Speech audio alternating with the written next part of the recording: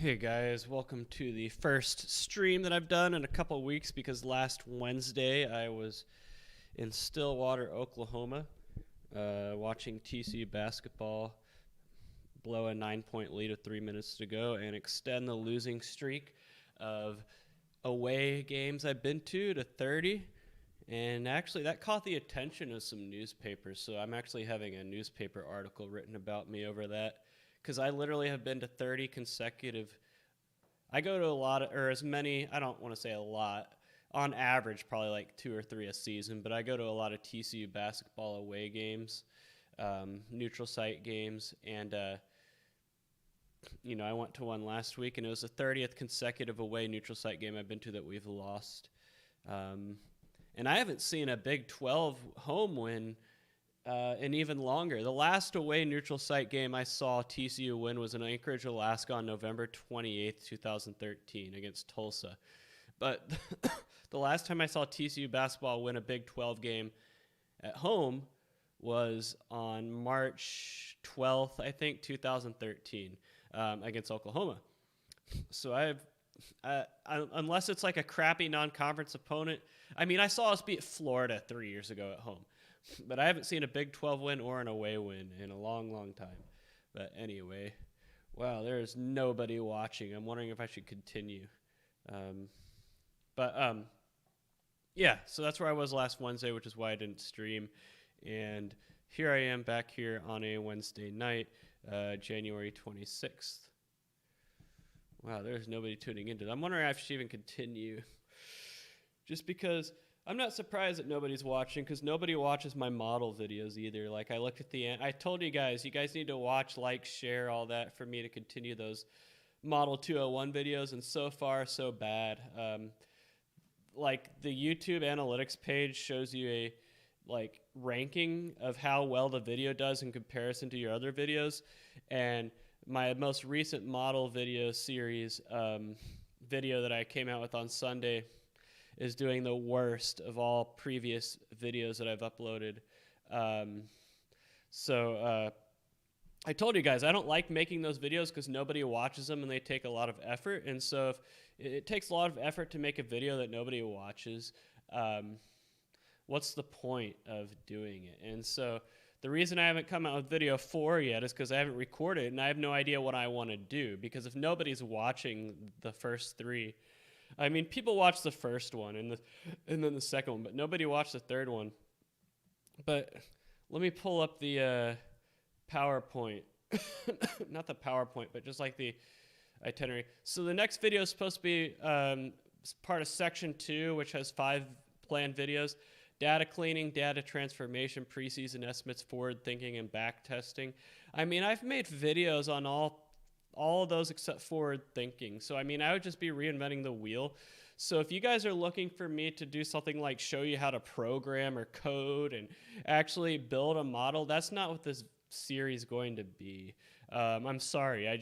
Honestly, I don't care enough to do that. And the thing is that my day job, I'm a analytics and modeling consultant. That's my day job, right?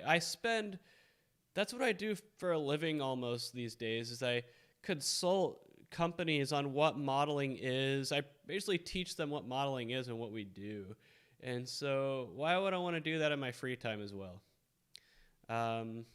So if I do continue with the Sports Betting Model 201 series, don't come crying to me if it's low level, because honestly, the views haven't been there.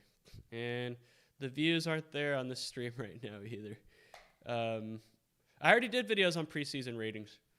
That's like the most hard part. That is by far the most difficult part of building any kind of sports betting models, preseason ratings. So if anybody's expecting anything like in-depth in that realm from me, it's not gonna come. I might do like it might be like a 10-minute video where I talk about what preseason ratings are. But there is not going to be any kind of deep dive or tutorials or anything like that. I just don't care. I'm sorry. I'm checked out, guys. When it comes to sports betting, I am like the most checked out person. I just don't care about sports betting. I haven't placed a bet on a sporting event in 9 months, and I probably never will again outside of maybe a casual recreational bet if I ever visit Las Vegas in the future. But apart from that, I don't care about sports betting anymore. And clearly nobody else does because I only have 6 people watching right now this stream. Maybe YouTube... maybe YouTube censoring my video the other day is causing less people to tune in. Maybe they're throttling my stream. But yeah, YouTube censored one of my videos the other day.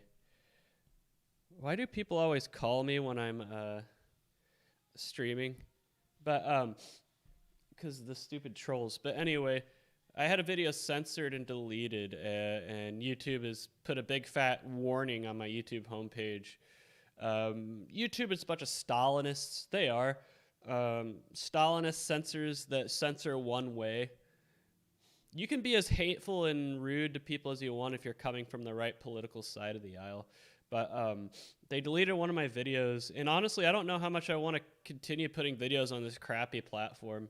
Dan Bongino had the right idea by quitting, and then they banned him permanently. But the reason I haven't just quit like Dan Bongino is because, you know, I still make residual income from YouTube. You know, it's not a lot of money, but it's kind of hard to like say, you know what, I'm just going to forget all that.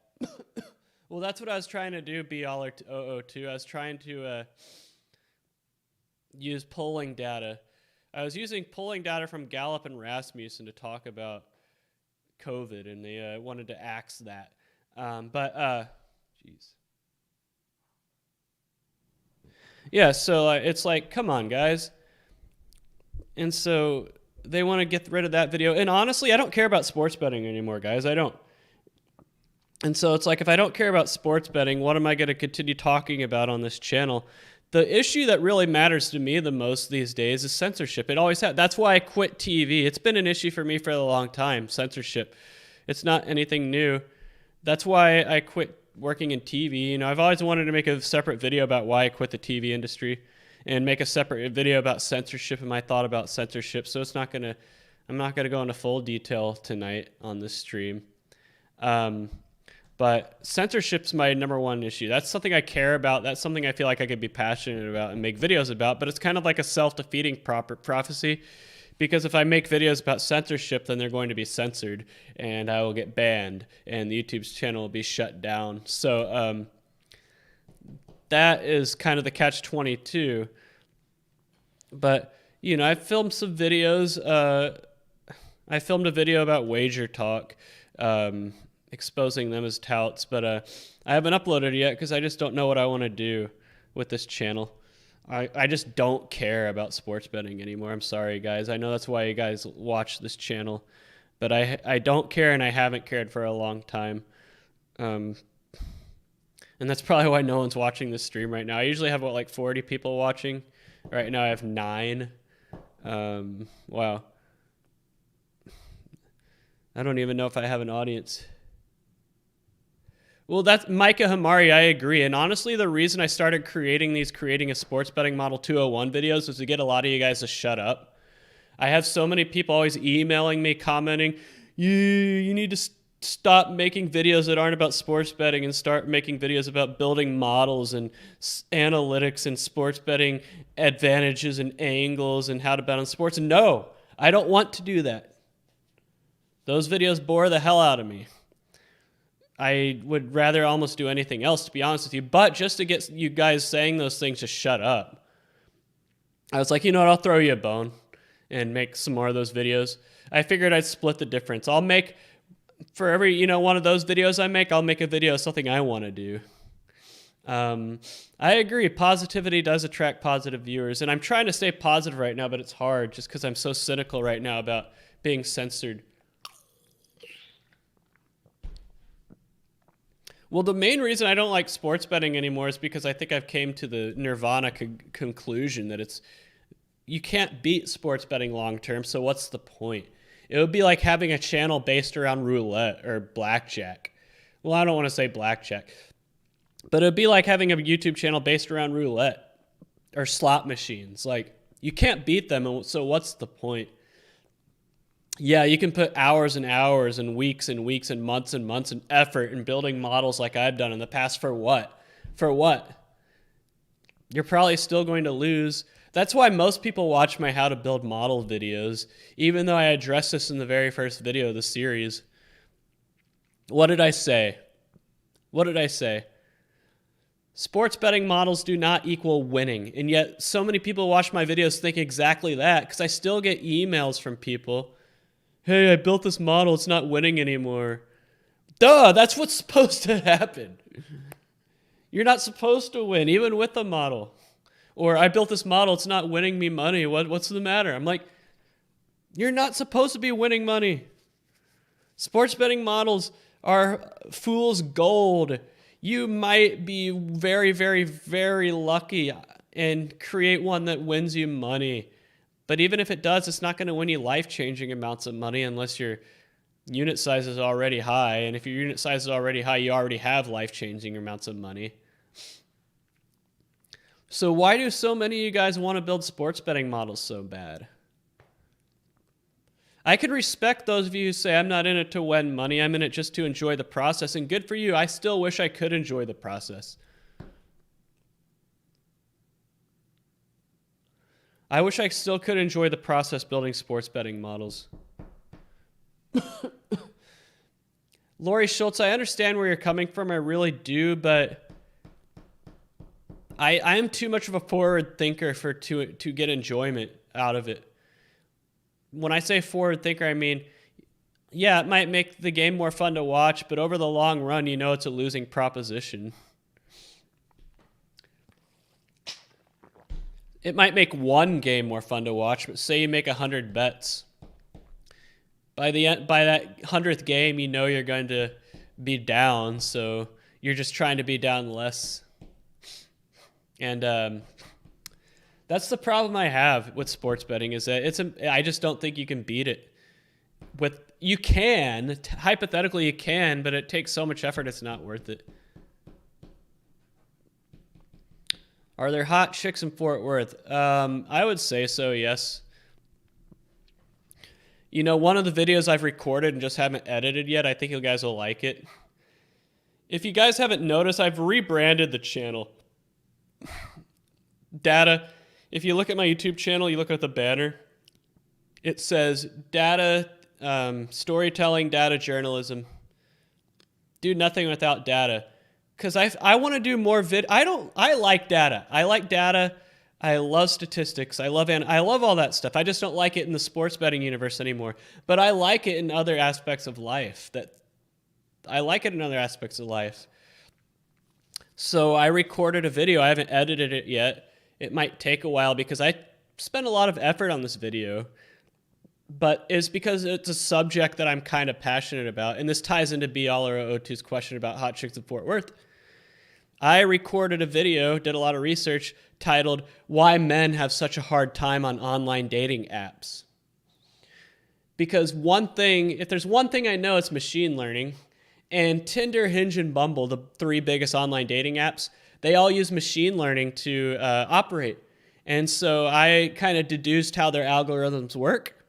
And the algorithms are set up to screw over pretty much every guy. And I made a video on this subject, why online dating apps are so hard for men. So I think you guys will enjoy that. It's not about sports betting, but I use statistics and stuff like that to make my case. I went after the Barstool Sportsbook. I made a video about Stu Feiner calling Barstool out specifically. But that's one of the videos I made. And I made a video about Wager Talk, but you know what? The calling out touts, it's fun, but in moderation. I don't want to make a habit over it. And then I filmed a video, so I want to make videos about stats and analytics and everything like that, but just not off sports betting exclusively. That's all. So, yeah, Jay Boak understands, but I think too many people make that aren't in this chat right now or are not watching the stream think that sports betting can make them rich. So that's why they flock to my videos about models. Because they think they just, need to build a model and they'll be able to have a money printing machine. It doesn't work that way. And I have not been able to get that through since this channel has existed.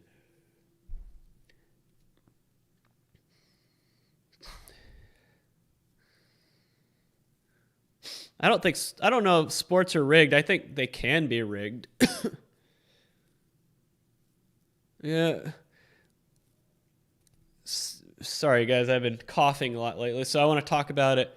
I may have gotten COVID on last week. I just didn't care enough to get tested.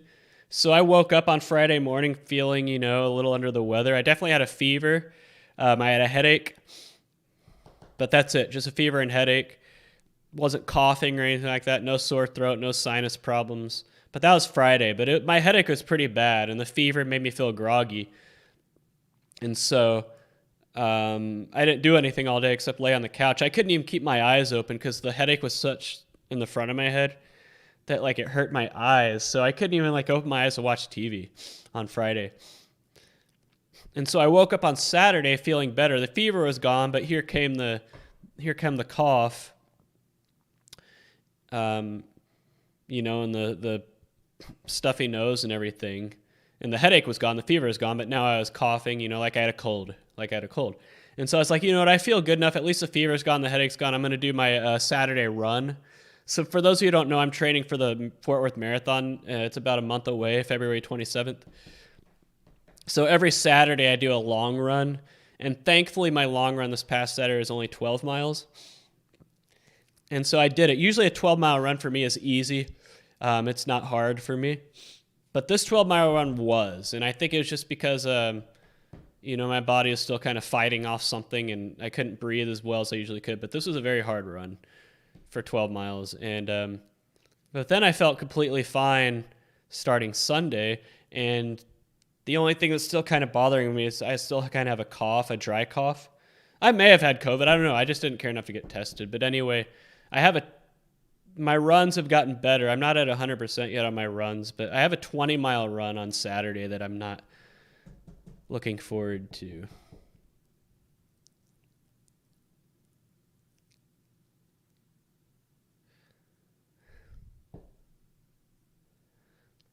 Sports betting should be seen as a fun project to challenge yourself, not a get-rich plan. All richest people got rich trying to solve a problem and trying to win. Yeah, I mean, that's true. It's just, it just doesn't interest me, I guess, is what I'm trying to say. Something that I'm passionate, I get bored very quickly, and I've said this in the past. I get bored very quickly. I wanted to be in sports radio when I graduated college, and that's what I did for the first couple years out of college was sports radio. But I got so bored. Because you talk about the same things all the time. You can only talk about, for example, when I was here in Dallas, you can only talk about the Cowboys for so long until you get bored. Glow wants to know, could you make a video on transferable skills you learned throughout data analytics and other? That's the thing. It's something I was born with. I didn't go to school for this stuff. You guys got to remember that. I was always a math prodigy.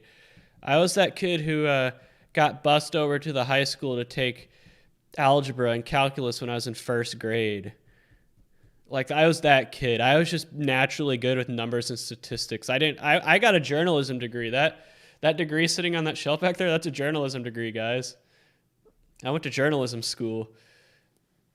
I was just born with this. But there are a lot of transferable skills that you can gain by being very savvy with statistics and numbers, but in order to get to that point, you have to apply it to something you're passionate about. And for a long time, it wasn't necessarily sports betting, but sports analytics was that for a long time. It's just I've got to the point where I feel like I've saturated myself. What kept me going all those years with sports betting analytics, sports betting models is I felt like I haven't reached the apex of what I was capable of doing with it. But now I feel like I have reached that point. I don't really know how I could make my college football model, for example, that much more complex. I don't know how I could make my college basketball model any more fancy than it was, right? I feel like I've reached the pinnacle of that stuff. And I kind of tapped myself out in a way. And it just didn't excite me anymore. I feel the same way about the audience of this channel. There's only so many people out there who are interested in the analytical side of sports betting. Most people, when it comes to sports betting content on YouTube, because I research this stuff, they just want picks. They just want someone to tell them what to bet on. That's it. They don't care about stuff like this. So I feel like I might have reached saturation among the intended audience for this channel. The same thing happened to Ken Pomeroy with his website, Ken Pom. His website used to be free, but he started charging because he was like, you know what? I've reached saturation among people who are actually interested in this kind of stuff, who are actually interested in college basketball analytics. And so therefore, the growth of visitors to this website has slowed down. So if I've tapped out the potential audience for this website, I might as well start charging, because the people that do still come to this website will appreciate what I do and therefore compensate me for my work. Now, I haven't gotten to that point yet where I start charging you guys money for my content, or post a link to a Patreon or YouTube memberships or anything like that. I haven't gotten to that point, but I do. I check the analytics of my channel. I used to add about 500 subscribers a month, and that slowed to about 300. I've probably just reached saturation among the intended audience for this channel, the people that care about sports betting from an analytical perspective. So, yeah, I went off on a tangent there on Glow's question, but I liked what he talked about, he or she, Glow. I'm assuming you're a guy, but about transferable skills learned through data analytics and other. It's a great question. And Jay Boak's right. I don't really care about models. I just go with my gut. If the model doesn't work, what's the point of it? Way too much work. You're absolutely right. And I've touched on this in my videos. I was like, if you're not going to, pretty much anything you're going to do when it comes to sports betting is going to lose you money. So why not take the path of least resistance? You should only do sports betting models if you're interested in the analytical perspectives and helping yourself learn a skill like analytics, helping yourself learn numbers and statistics, growing that skill set. It shouldn't be used to win money. If you're just in it to win money, then take the path of least resistance, and that is betting with your gut. I've always said betting with your gut is the second best way to bet on sports is the best way to bet on sports outside of your model, because it's the path of least resistance. That's the main reason I don't like manual research, because you're just wasting your time. You're going to get the same results as betting with your gut, because manual research is betting with your gut, only you're using your gut to dictate what stats you're manually researching and what's important and what's not, rather than what side you're going to bet on. Because when you're manually researching a game, what's important, what's not? There's a billion different angles you can look at. So what's going to be the angle you look at? Well, your gut's going to tell you that, right? Manual research is betting with your gut, only it takes a lot more time. Micah Hamari, I read a little bit of Mathletics and Basketball on paper, 2 great books. Used R and tested simple model. It gave satisfaction. I tried. Yep. It can be satisfactory. Like I said, I've been doing this for many years, guys. No, not a lot of people got to my point where you're like, you know what, I've reached the full of my potential as far as I can go. I'm going to tap out. I bet nobody in this chat has reached that point. So there can still be a lot of fun and value. Stop eating Wendy's and training for... Well, the reason I eat Wendy's... So you guys have seen... Lori Schultz just brought up a good point. I actually recorded a video about this as well. Like I said, I've recorded a lot of videos. It's just... Then you got to edit them and upload them and everything. So I have like 4 videos I'm sitting on right now that I've recorded but haven't edited. And one of them's about my diet. The reason I'll do things like eat a crap load of Wendy's or Popeyes... what was it last Saturday, because I didn't eat anything last Friday because I was sick and had no appetite at all. Last Saturday, I ate a 24-inch pizza. Like, the reason I do that is because I pretty much during my marathon training, I burn about 22,000 calories a week. And sometimes I come short and I'm like, okay, in order to, because if I'm burning 22,000 calories a week, I need to be eating 22,000 calories a week, to maintain.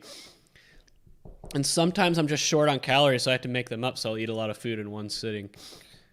And the reason I like to do fast food is because you can go to their website, see how many calories of food you need to eat in order to make up the gap. But that's why I do it. DW, you should make videos on subject you... Okay, so going back to Lori Schultz's question before I address DW, I made a video about my diet. I do something called the 5-2 diet, and you guys will learn more about in my video, but a lot of people ask me, how do you eat so much and stay lean? Well, I do the 5-2 diet.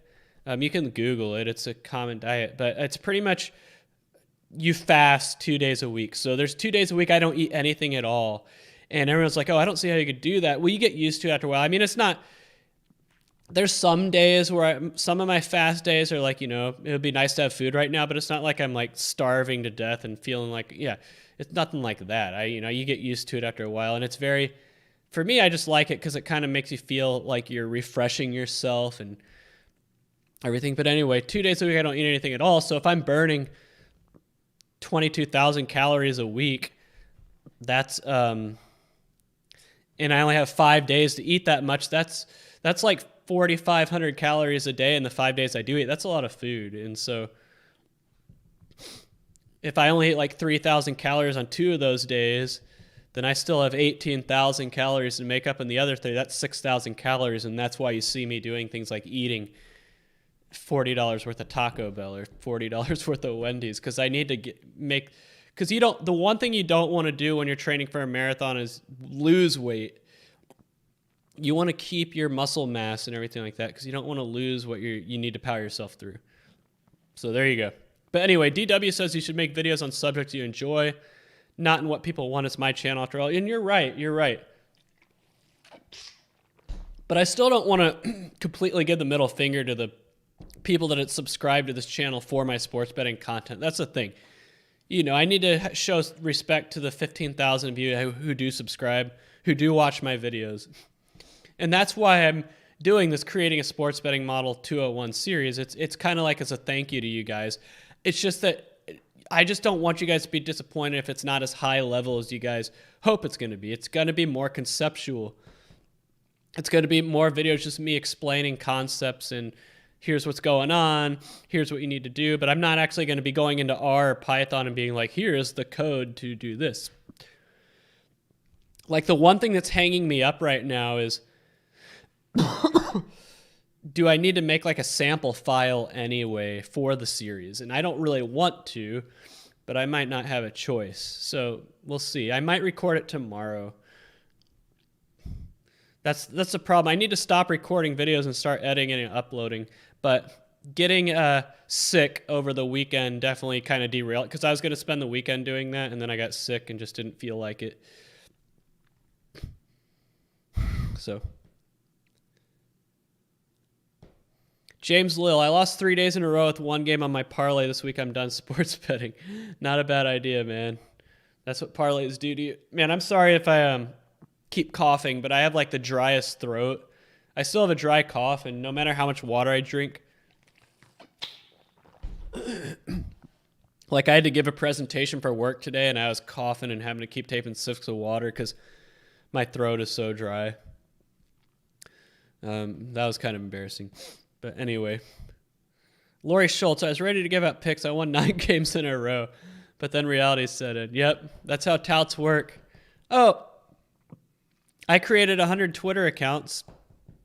One of them has made 9 straight correct picks. I'm going to turn that one into my touting account.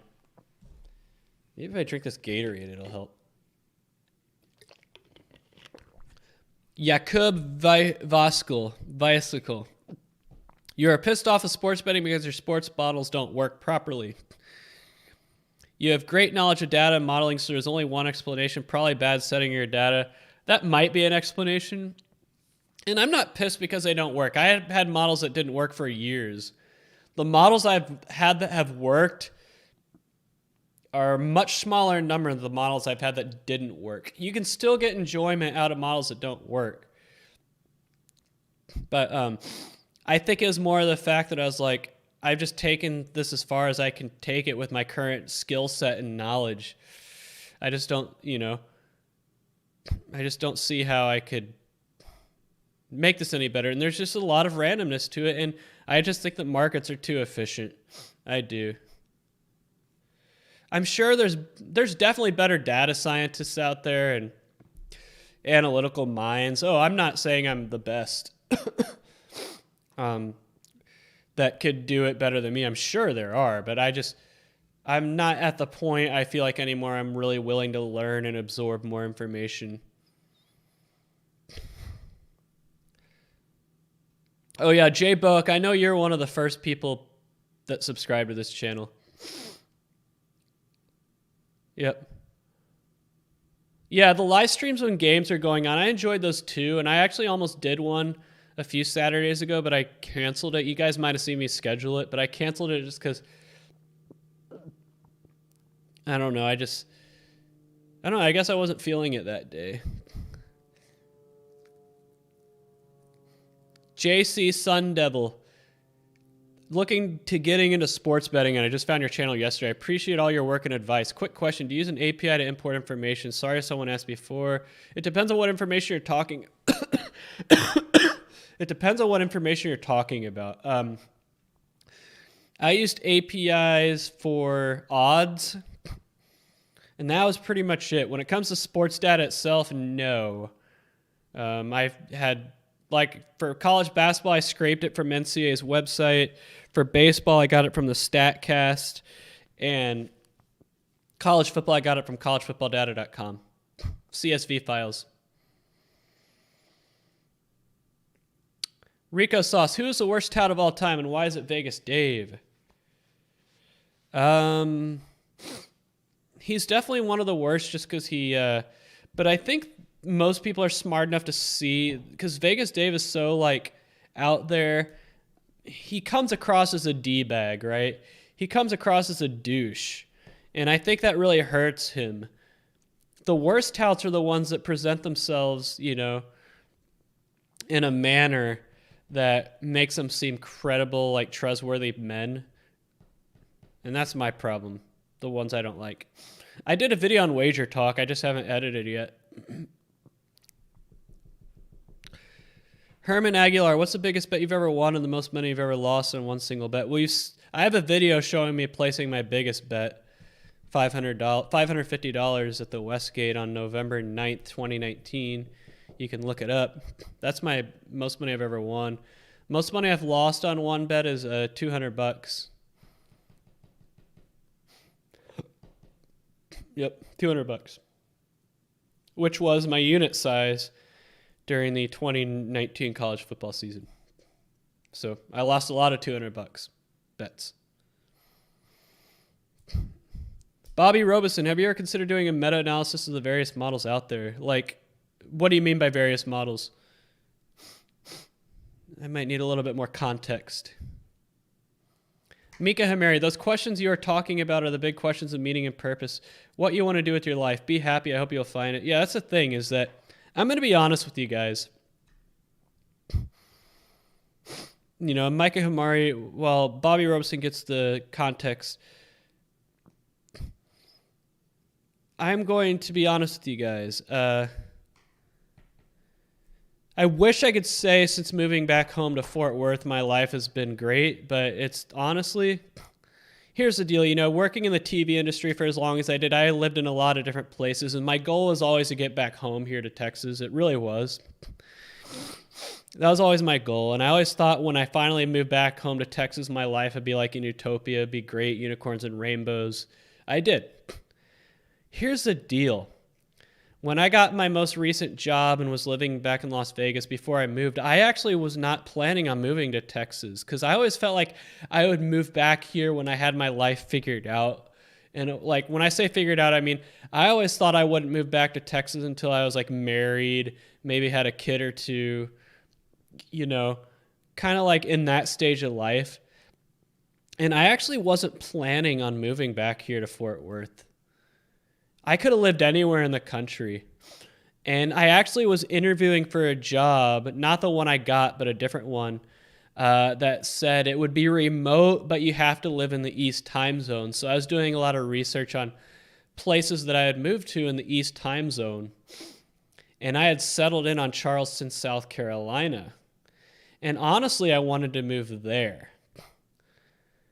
Not Fort Worth, but since I have, I know my dad's watching, but I'm going to say it anyway. The reason I picked Fort Worth is because I felt like my family was expecting me to, and I almost like I had to.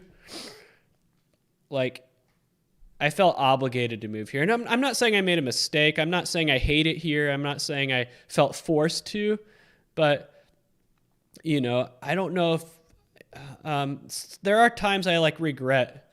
I don't want to say regret, but there's times I wonder, what if I moved to Charleston instead? Like, how would my life be different? So, but yeah, I mean, honestly, my life here in Fort Worth, I mean, there's a lot of good things, but I think just part of it is working remotely makes it, I'm not a big fan of it. And I don't know, I feel like moving to a new city that you've never lived in before, which is what I did a lot working in TV, you kind of get a fresh start in a way. You kind of get to make your own version of yourself, rebrand yourself, meet new people.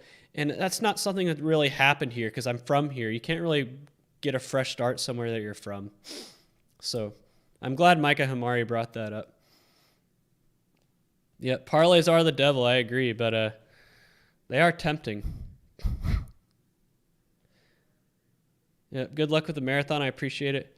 SpongeBob, thoughts on going into data analyst field as a career? Well, SpongeBob, it depends on how old you are and what stage in life you are. Like if you haven't gone to college yet or anything like that, I wouldn't be a data analyst. I mean, there are data analyst tracks. I'm sure the data analysts in my company make good money. But you just have more income potential doing things like data science and machine learning. Data analyst is a little bit lower level than that. Did any Stu Finer fans come after you after that video? No. BLR 002, review college basketball arenas or college football stadiums based on personal experience. I was going to do that BLR 02 when I went to Kansas for New Year's, but then our game got canceled.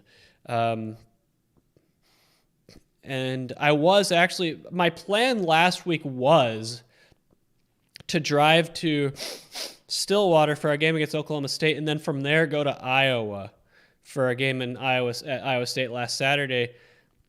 But I didn't end up doing that, and I'm glad I didn't because I got sick. So it turns out my gut that says no, don't do it. But I was going to do that, and I was going to do videos about it, but I didn't.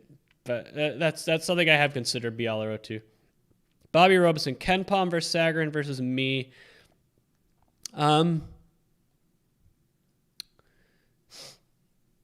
That's the thing, is that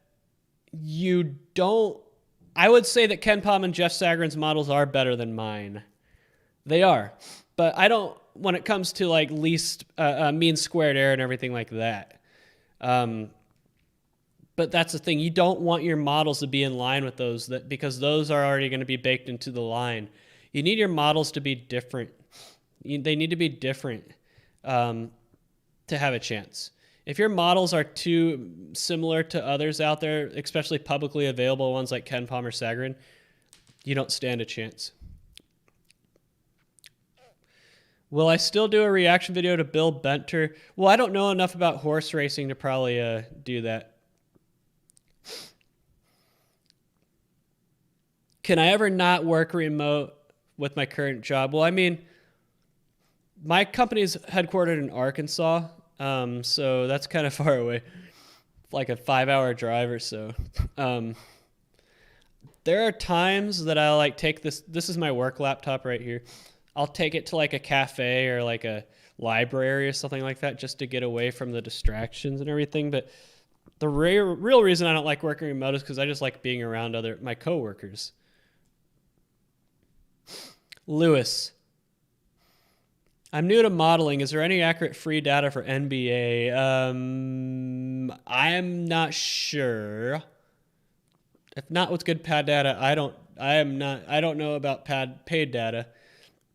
Accurate free data. Isn't there like an NBA R package out there? NBA Scrape R or something like that might work.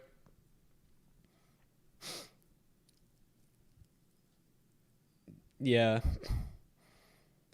That's the thing. That's another reason I hate sports betting so much, is that data is such a pain in the butt to get a hold of. And Lewis, I would love to help you, Lewis, with that question, but honestly, I don't know. And that's the problem with every league out there except Major League Baseball, is that they don't share their data. And I understand why data is valuable, data is currency, but you can gain so many fans of your sport. Like baseball publishes their data for free.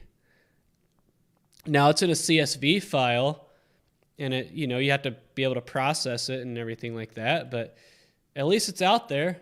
Pitch by pitch data for free that baseball gives away. Other sports don't do that. And therefore we have people like Lewis who struggle to find the data they're looking for. I don't know. I just think you can rope in a lot of fans of your sport if you gave away your data for free, and could help people like Lewis out. Herman Aguilar, can you actually do sports betting full time? And if so, how much can you realistically make a year? I mean, hypothetically, yes. Keyword, hypothetically.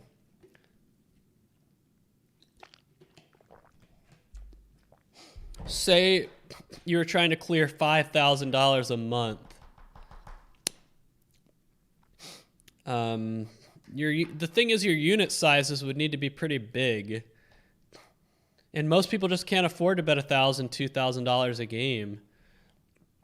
And then you would have to have a good system to ensure you would win your 5 units a month on average, which is a lot easier said than done. I mean, it can be done, but in order to go full-time, you already need to have full-time money in the bank. Like if I was betting $1,000 a game, I would need a bankroll of at least $100K, and a lot of people just don't have $100K sitting around to fund a sports betting bankroll. I don't. I consider myself to be frugal. I save my money. I put 25% of my paycheck into retirement accounts and savings. I don't have $100,000. I don't even have $50,000. I think minimum you need to be betting $1,000 a game, and profiting 5 units a month on those $1,000 a game to go full time. But even then, it's $5,000 a month, $60,000 a year. You're better off getting a job, because the amount of work it's going to take to be able to make that 5 units of profit a month on average will be a full-time job. I'd rather do anything else. So hypothetically, yes, but realistically, no, not at all. I've made videos on the subject, but trust me, living in Las Vegas, spending as much time at the sports books as I did, you meet a lot of people who moved there for that reason, thinking they can make it big betting on sports, and they didn't have anywhere near $50,000, $100,000 bankroll. You'd have people that showed up to town with $10,000, $20,000 thinking they could make it. And then you'd talk to these people, and they weren't being smart. They were betting parlays and teasers, and they weren't making smart bets either. But hey, that's what built that town, is people with a dream like that. I'd always tell people, anytime someone told me they moved to Las Vegas to bet on sports full time, and I've met probably at least 24 of those people in my time. So it's not like it was just like a once or twice thing. I'd always be like, sounds like you listened to Eddie Money's 2 Tickets to Paradise and thought it would apply to you.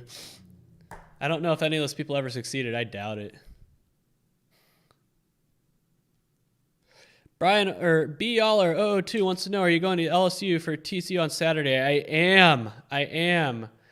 Although I will admit that the game last night really took the wind out of my sails, because I went to our basketball game last night against Texas, and we broke an attendance record. I mean, I've been going to TCU basketball games since I was a kid. I've never seen that arena as full as it was last night. It was packed, because usually they only have space for about 2,000 students, and usually it doesn't even come close to filling up.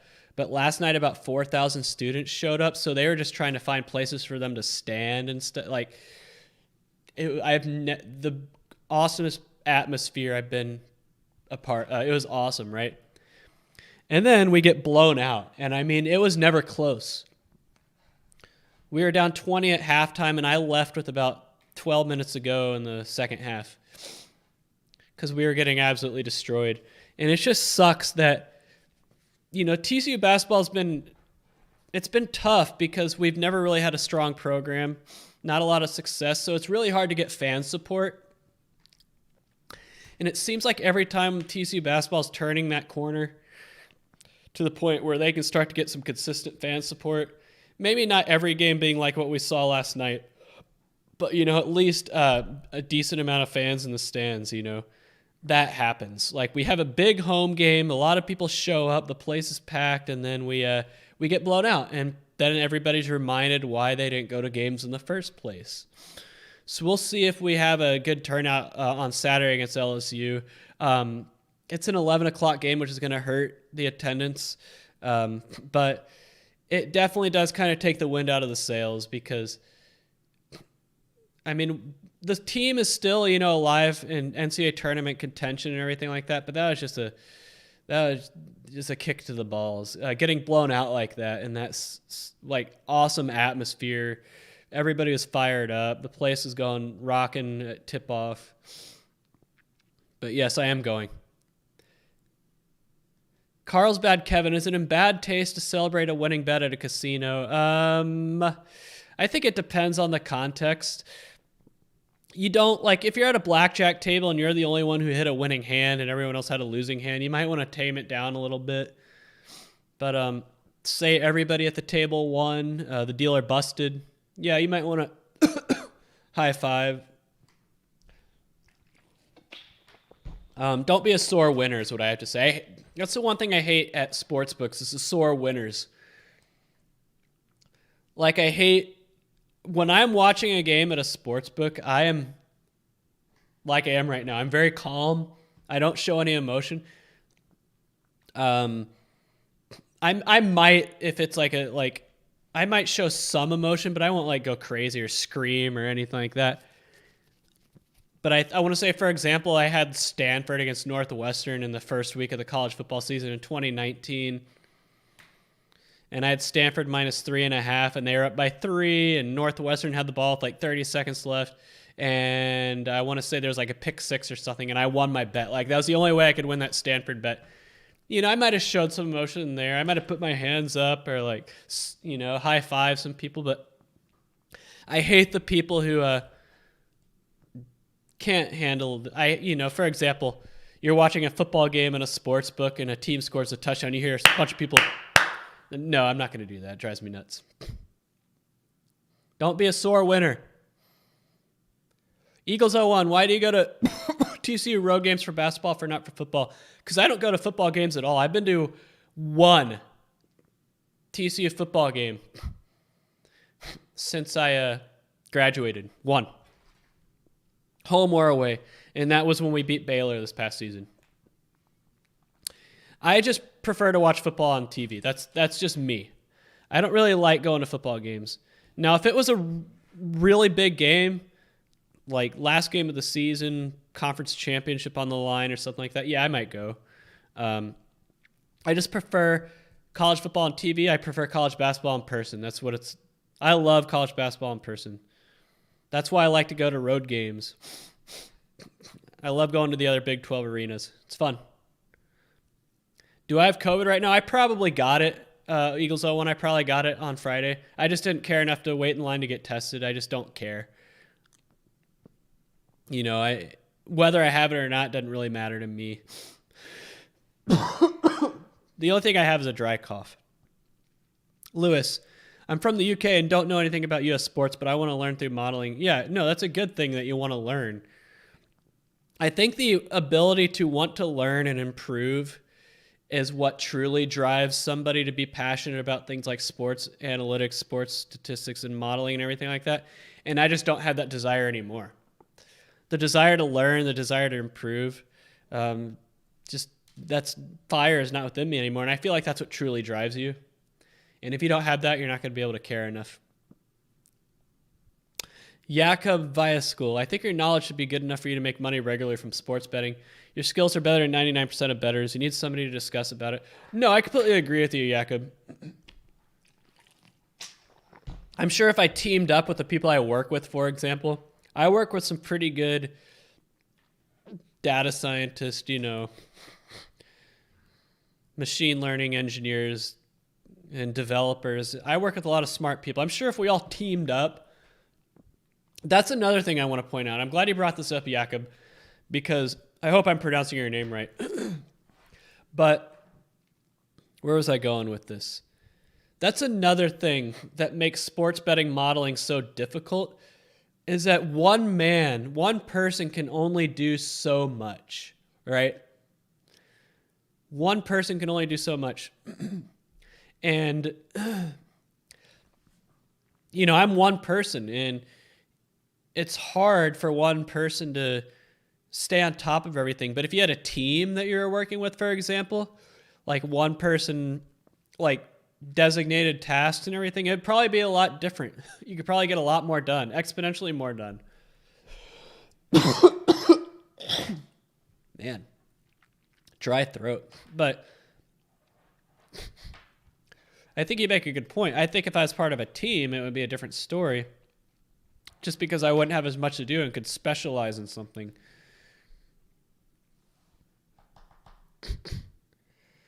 Yeah, there are good free historical stats out there. How much of your paycheck should you put in investments, and what are the best type of investments? I don't know. I'm about to hire a financial planner myself. Right now, I put 10% into my 401k, 5% into a Roth IRA, and 10% into long-term savings. That's what I do right now, but I'm going to get a financial planner, maybe learn on some things to invest in. I listened to the Bill Simmons podcast and have always wondered about Warren Sharp. Do you have any thoughts on him? On the podcast, he rarely gives out any picks, so it's hard to know if he's good or not. Well, he's a tout. He does sell his picks. Does he know what he's doing? Yes. He's a data scientist, machine learning. He's a very smart guy, analytically driven. He specializes in NFL modeling. He knows what he's doing. I just hate that he sells his picks. I do.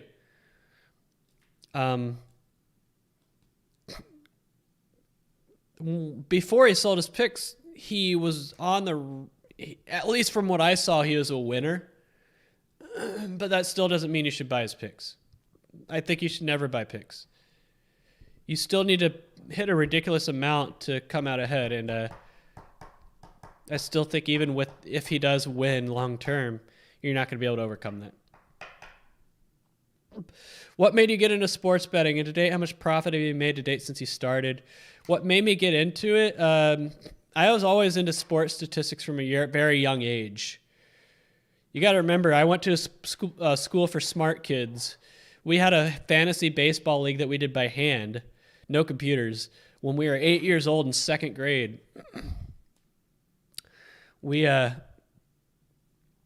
So I was a smart kid. I was always into sports statistics and everything like that, and really channeling it into betting after I graduated and could legally bet, and the NCAA wouldn't come down on me.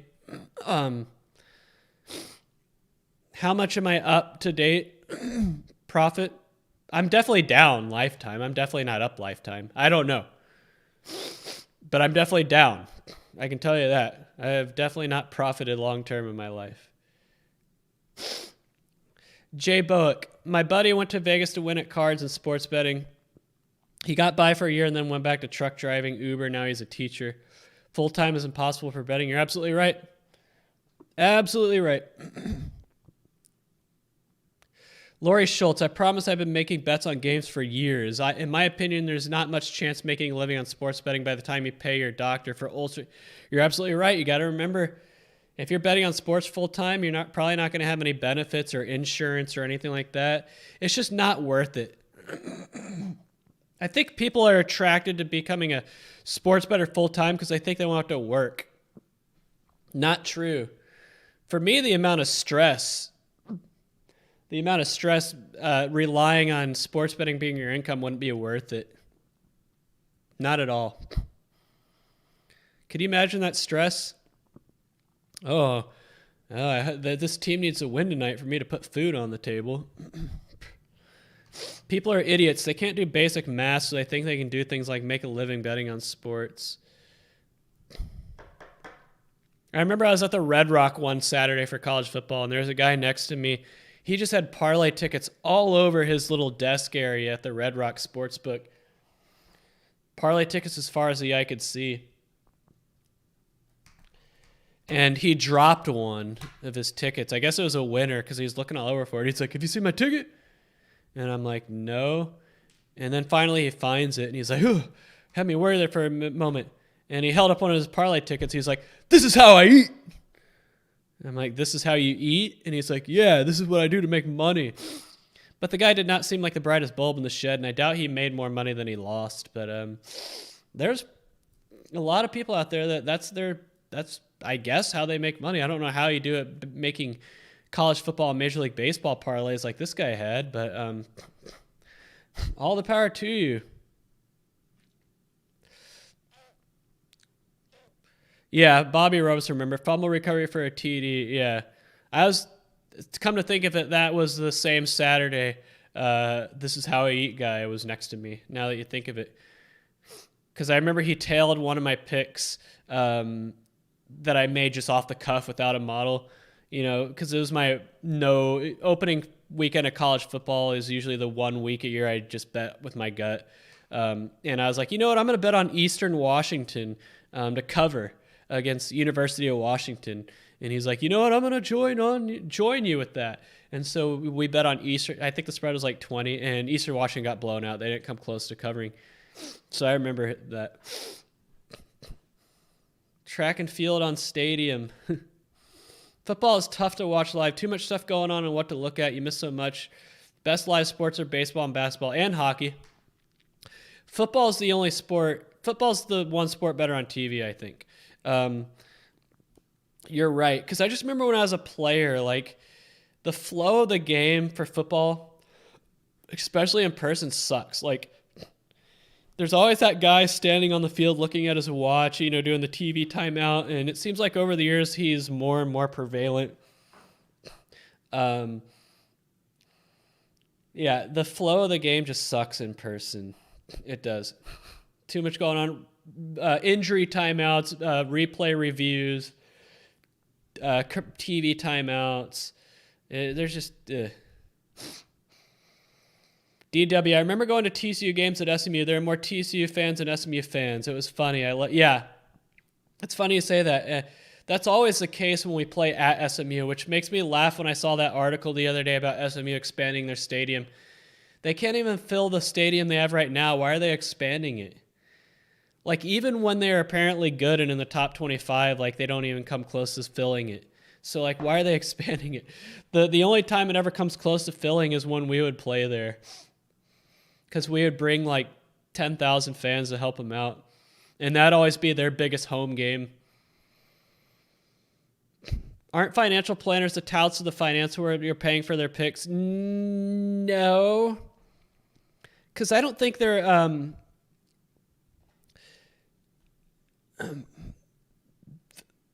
the way... Because David Mikula, it's funny you say that because someone had actually called into Dave Ramsey with that same exact kind of question. He didn't use sports betting touts as an analogy, but it was something along those lines about, like, why should we trust financial planners? And Dave Ramsey gave a pretty good answer. And I have friends and family that are financial planners, so I would probably just hire one of them. I don't think they would do me wrong. Real B. Greetings, Will. My friend's company wants to design a model to predict future enrollment for college courses. What type of model would you suggest? Linear regression, Gaussian, neural network? I would suggest I would start with a logistic regression because it's going to be binary, right? Either you enroll or you don't, unless it's something more complex than that. If it's just, yes, he's enrolling, or is it more like which courses are they enrolling in? I would probably do a logistic regression or a gradient boost, XG boost. Start simple with logistic regression, maybe try an XG boost, and that's what I would do. I mean, maybe a decision tree based model, but that's what an XG boost is. So yeah, Emma Jane's right. You need a steady income from a 9-to-5 job. I just don't get why people don't realize that. Herman Aguilar. So I don't do sports betting full time. No, I've never have, and I never will. Do I do it as a hobby? I used to do it as a hobby. I haven't bet on sports since April. April is the last time I bet on anything. How are you doing, Big Short 08? Jakob Viaskul wants to know, you will not trust me, but I do make money betting on sports for a living. It's worse and worse and more difficult every single year. I'm probably at the end of my betting career. I mean, I'm not here to doubt anybody. If that's what you say, then I have no reason to doubt you, but it's just not a sustainable lifestyle, and in my opinion, I think you're starting to realize that. Is Mazzy a good tout? I don't know who that is. Couldn't even imagine betting full-time betting on sports. I would be dead in a year because of the stress. Yes, me too. It reminds me of when I got laid off from my job in 2018 and before I got my next one in San Diego. And just to like hold myself over, I tried doing Uber.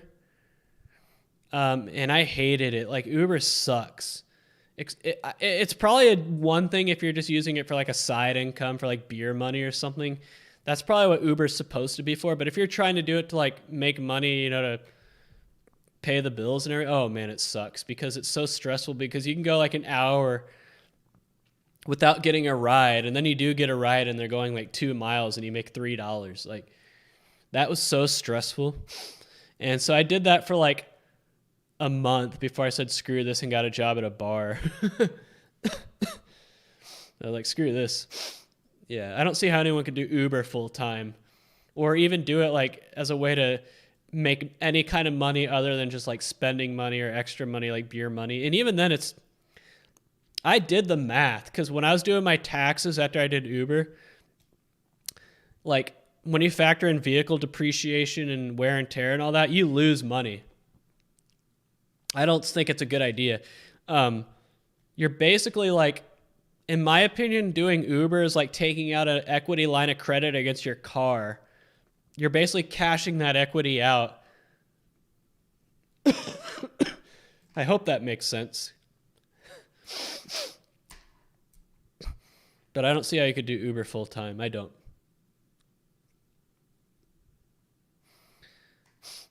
Yeah, Real BB, they want to predict how many students will take, courses for the upcoming semester. Yeah, a decision tree, which in my opinion would be XG boost or a logistic regression. Probably a decision tree though, because you could fit the same model.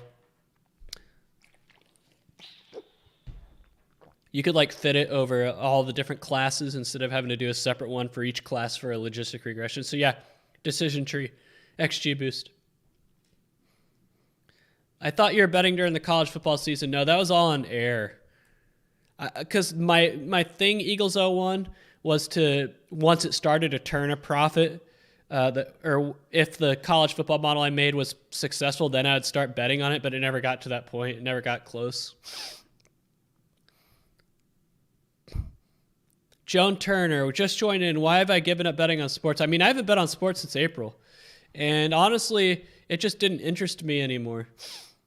I have no legal way to bet here in Texas, first of all. And second of all, I just didn't see the point anymore.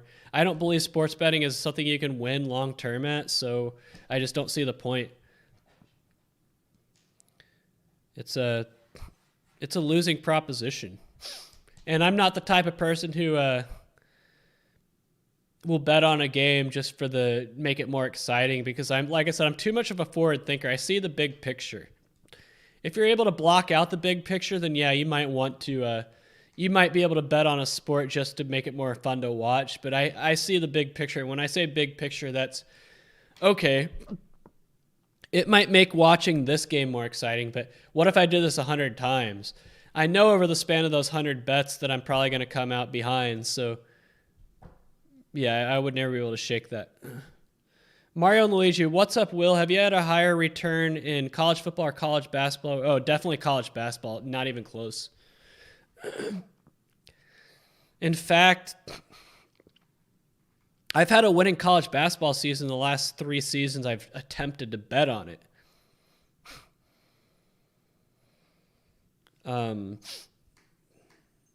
Definitely college basketball.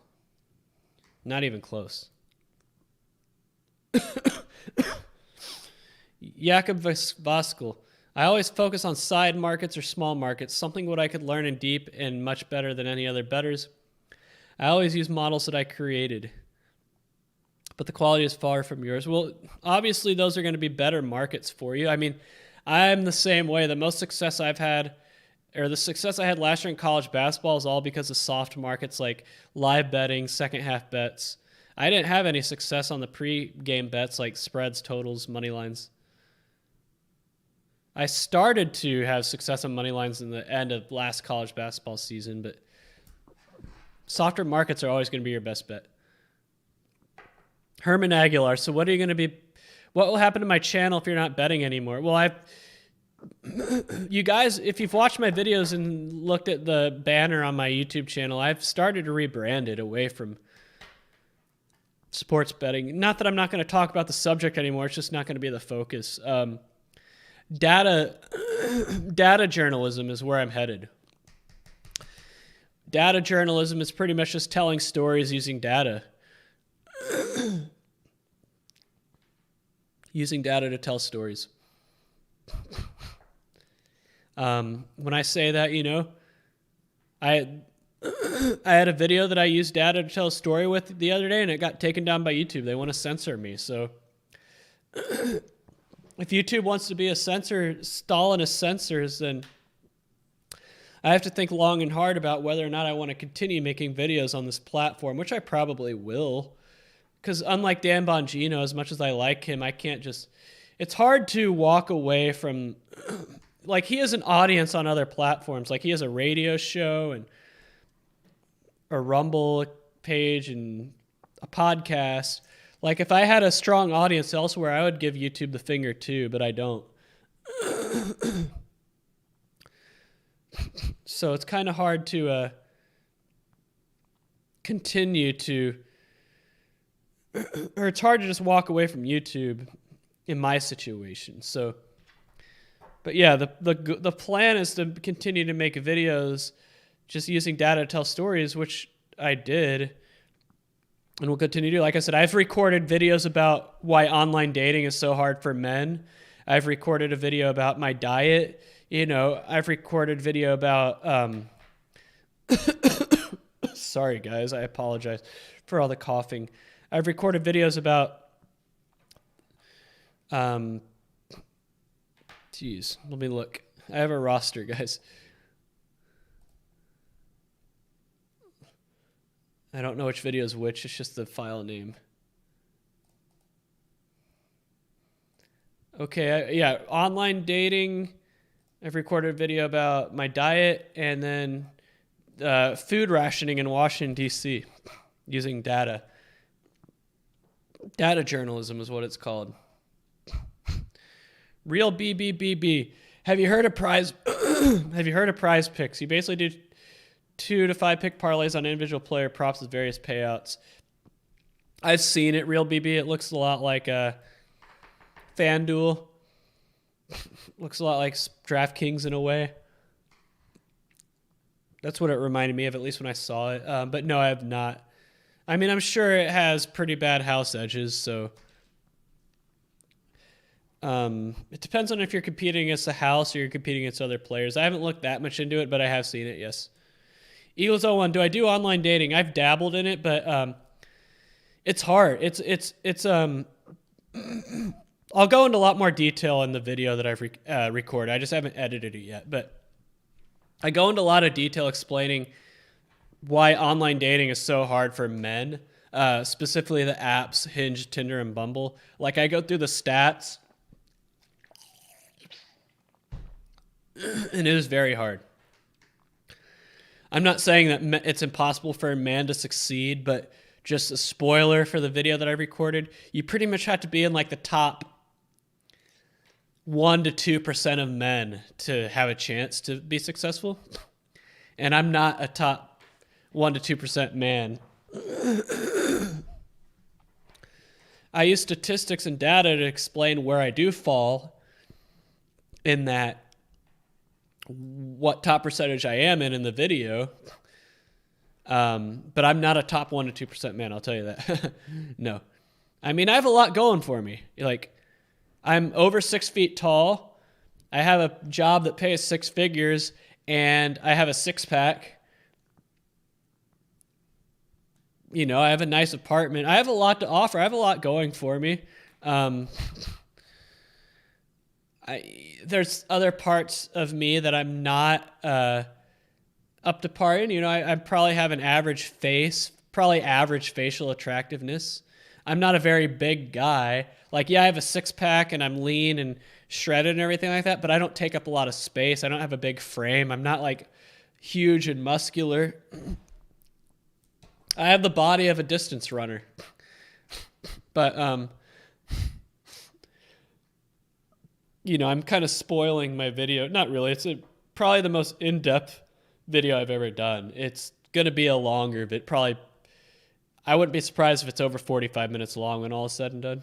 But it's interesting. I think it's a subject that I think a lot of men need to learn about. And I had to do a lot of research to put this video together, but I pretty much, like, I explained that it's, unless you're like in the top 1% to 2% of men, which I am not, you're going to have a hard time. Because the women on these apps are very picky, even the ones that probably should not be picky. But the more, like, pretty much any woman on these apps who's like a 7 or higher is only going to be swiping right on the top 1% to 2% of men. And I found that through research. I'm not just saying these things as an assumption. I actually show my work in the video. So when I'm using these apps, which I don't really anymore, the only, you know, I don't lower my standards. Like, if I wanted to, I could easily match with 6s and 5s and 4s and 3s and obese women, overweight women, single moms. I could easily match with them, but I don't. I have standards. But if I want to match with someone that meets my standards, it's not going to happen, because they're only going to be looking for like the absolute top tier of men, and I'm not in that cohort. And so I don't get any matches, which is weird because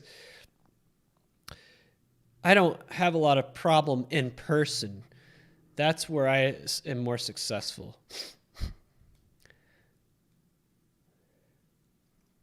Anyway, Joan Turner, you're wrong. There are profitable sports bettors who solely bet on sports to earn a living, but I respect your decision. What will it take for you to rekindle the fire for sports betting? Well, I'm sure there are people out there that make money solely betting on sports, but they're already probably well off.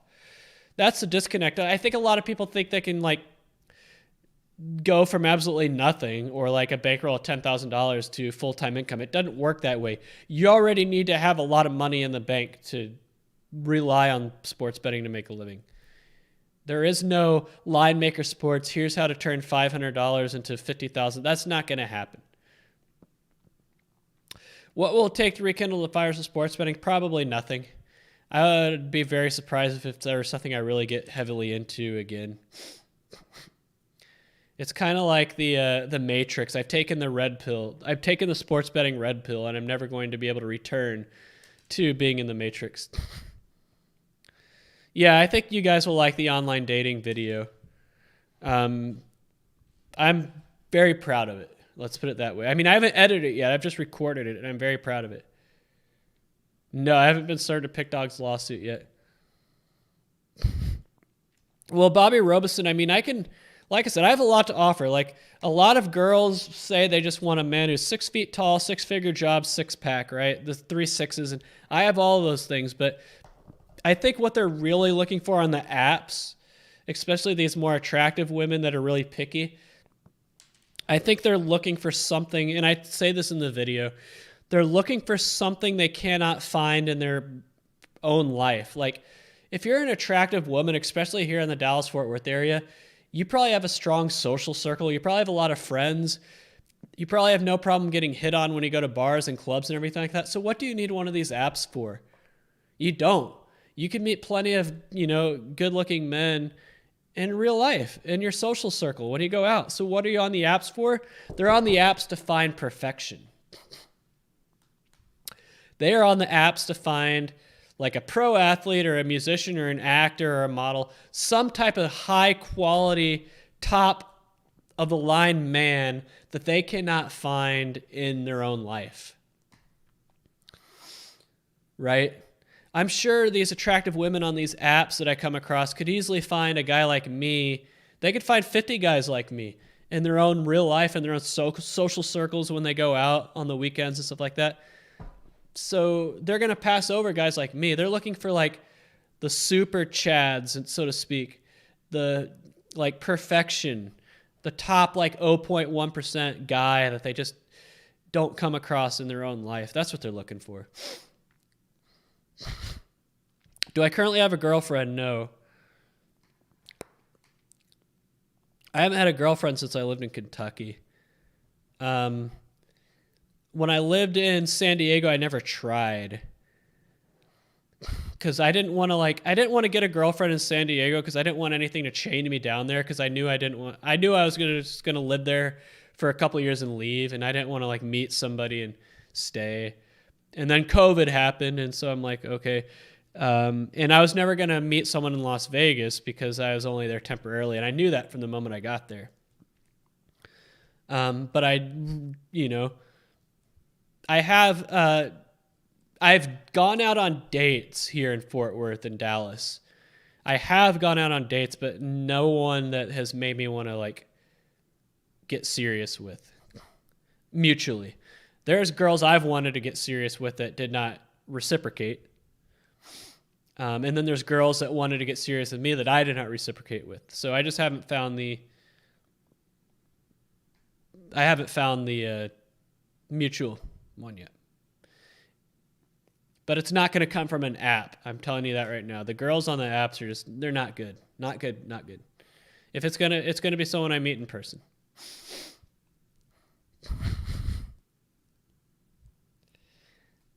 Yeah, I mean, I earn 6 figures annually. Yes, that is true. I don't make as much, like, from a raw dollar perspective, I made more money in San Diego just in terms of the dollar amount on my paycheck. But after you factor in taxes, cost of living, all that, I make more money here in Texas.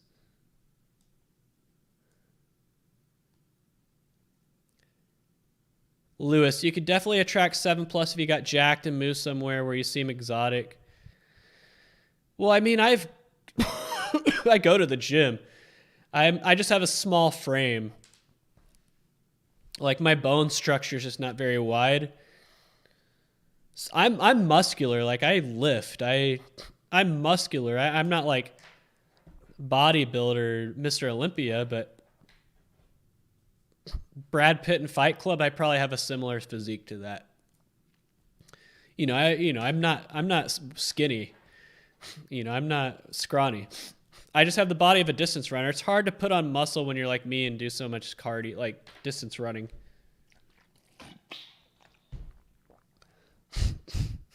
Oh, my last girlfriend, she was probably a solid 8. She was an 8. And I'm not embellishing. She was an 8. A little bit crazy. That's probably why she was available.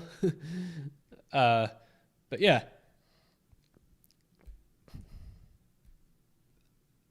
I don't lower my standards. That's the thing.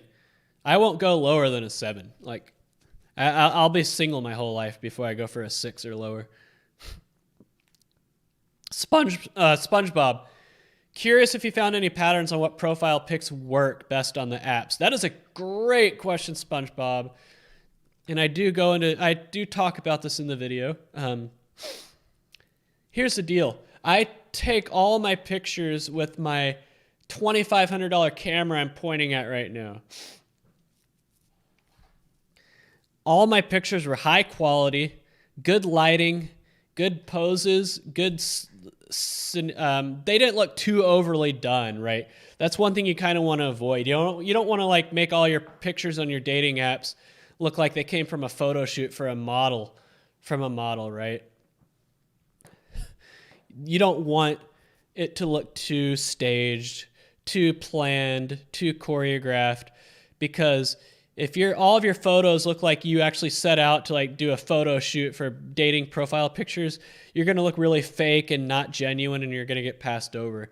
But at the same time, you don't want your pictures to be a bunch of crappy quality pictures taken with bad lights and bad locations and bad poses and awkward facial expressions. You need to find that middle ground. So all like the you want to have good quality pictures, because that's the one thing that can make you stand out on these apps, because so many guys are lazy and just take selfies with their crappy smartphone camera and bad lighting. You can really stand out if you have good quality pictures, which I did. All my pictures taken with my DSLR right here, my $2,500 Sony camera. Like I said, the problem is that the quality of woman I am trying to attract on these apps, because I get a lot of inbound likes on the apps, but they all come from like women that I don't find attractive. When I go for women that I do try to find attractive, like 7s and higher, you're not going to get any. Like I might match with one every now and then, but you know, the whole point is getting them out on a date, and they'll usually ghost you before you get to that point. My picture quality was second to none. Let's put it that way. I talk about this in the video, but I actually submitted my profile for review to one of the subreddits, the Hinge subreddit on Reddit. And a lot of people post their profile on that subreddit for review, and they'll get like 5-6 comments. I got over 250 comments on mine. Like the most commented on profile review that I've ever seen on that. So it was mine. Because most of the people who post their profile for reviews, no offense, they are just, let's put it this way, they're going to struggle with these apps because they're not attractive. A lot of unattractive men posting and no amount of profile review advice is going to change the fact they're just not attractive. And plus, you're not really allowed to give advice that might actually help. Like if you say you need to lose weight, for example, you'll be banned. So anyway, I submitted my profile, and I just got a ton of comments like about how well done my profile was, like the high quality pictures, everything like that. And like people just struggling to understand how I had such a hard time getting matches and stuff like that. Because they're like, you're an attractive man, you're in good shape, you're over 6 feet tall. Like, I don't get it, right? And I was like, exactly. But the reason I submitted that profile for review was not to get actual advice. I mean, you know, maybe someone saw a red flag on there. And I guess that was the main criticism I did get, was it looked a little too polished. But that just comes with the territory of using a good camera, I guess. But you know, just I posted that profile review for the sake of the video I did. But anyway, I basically, my profile does everything right. Good quality pictures, all that stuff. You know, I put a lot of effort into it, and I still don't have any success. And I think it just shows to go that the women the higher quality women on these apps are just too picky. And that's the general moral of the story of the video that I have not edited yet. You guys, I don't want to spoil it all in the stream. You guys will see it when it comes out. Hopefully I'll get it up this weekend. But yeah. I like that question, SpongeBob. Yeah, bleeding orange and blue, you might be right. An ectomorph. How is she crazy? Have you ever seen the movie Wedding Crashers? Just like a stage 5 clinger. Didn't give me a lot of space. Very insecure. Because at the time I was working on the weekends at a bar in Kentucky. And yeah, I think you can understand why that might make her insecure. I got a lot of phone numbers left for me at that job. A lot of phone numbers. Hold on one second.